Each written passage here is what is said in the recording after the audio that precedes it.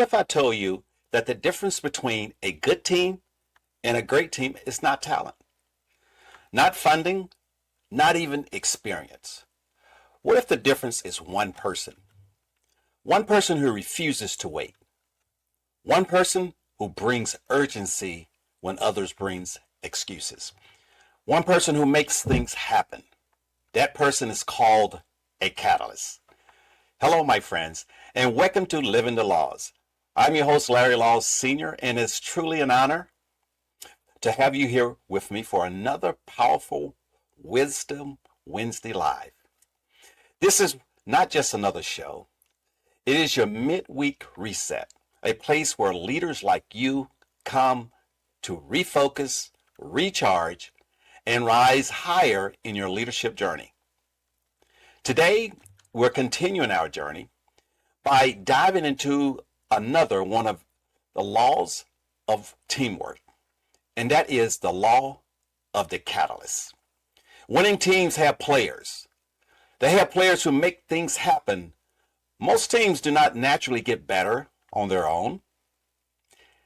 They drift, they stall, and sometimes they even plateau.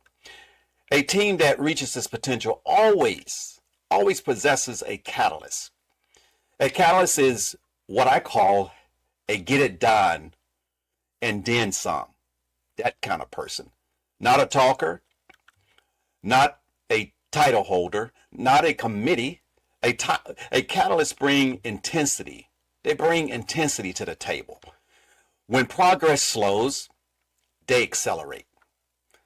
When morale dips, they elevate.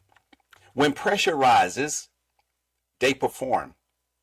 When crunch time comes, a catalyst becomes critical. It might be the salesman, that salesperson who hits the impossible goal. It could be the athlete, the athlete who makes the big play, or the parent who helps a child believe in themselves at a defining moment in life. The truth is, a team cannot reach big goals or break new ground without a catalyst. When the clock is ticking, the time is running down, and in the game is on the line. There's only three kinds of players on a team. The three kinds of players. Number one is that first person who don't want the ball. They know they can't deliver under pressure. It's not their place. And because, in a lot of cases, they know it. And so they avoid responsibility. They're not bad people. They're just not clutch players. That second type of person is people who want the ball but shouldn't have it. Now, these are dangerous ones. They think they can carry the team, but they can't. They are the worst, and the worst part about this, they don't know it. Ego sometimes can sink a team. It can sink a team fast. Now that third person, these are people who want the ball and should have it. This is the smallest group. They're the go-to players.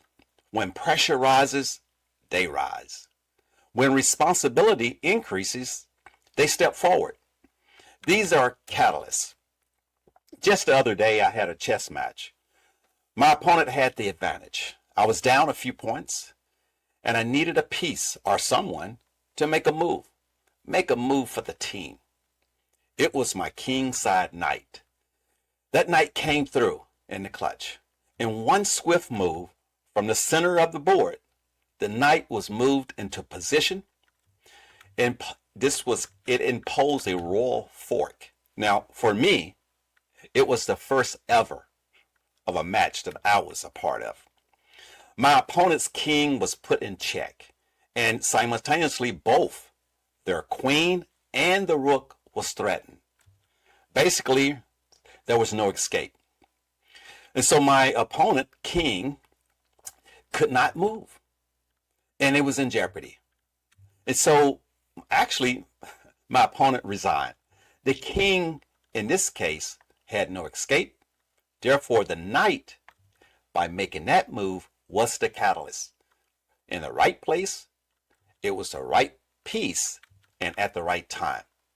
So how do you recognize a catalyst before crunch time? I want to share with you 9 characteristics. First one, intrusive. Catalysts sense things others don't. They recognize opportunities early. They see leadership potential before titles appear. Think of Barnabas, the encounter who recognized Paul's leadership when others hesitated. Communicative. Catalysts see what others are afraid to say. They will say it, not to tear down, but to move forward. They speak truth with purpose. The third type is passionate. Catalysts feel deeply. Their passion is courageous. Their belief fuels belief in others. The fourth is talented. Passion alone is not enough. Catalysts have competence. They master their craft. They cannot take a team where they have not gone before. Now, the fifth is creative. Catalysts think differently.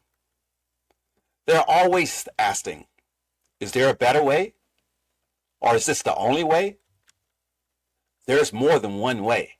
In some cases, they're the person that said, there's more than one way to skin a cat. Number 6 is initiating. Here's a big one. Many people have ideals. However, few people execute. Catalysts don't think, they act. They move themselves, and in doing so, they move the team. The 7th is responsible. Their mindset is simple. If it's going to be, it's up to me, and I will make it happen. Catalysts are not consultants. They don't recommend, they own. The 8th is generosity. They're generous.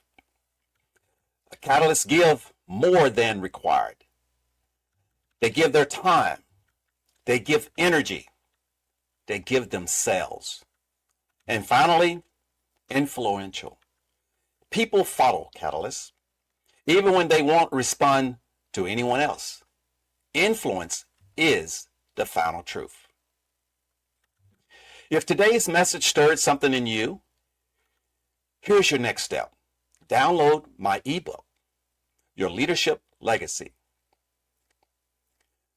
Visit LarryLaws.com and take the leadership assessment tool and ask yourself, are you a player that makes things happen?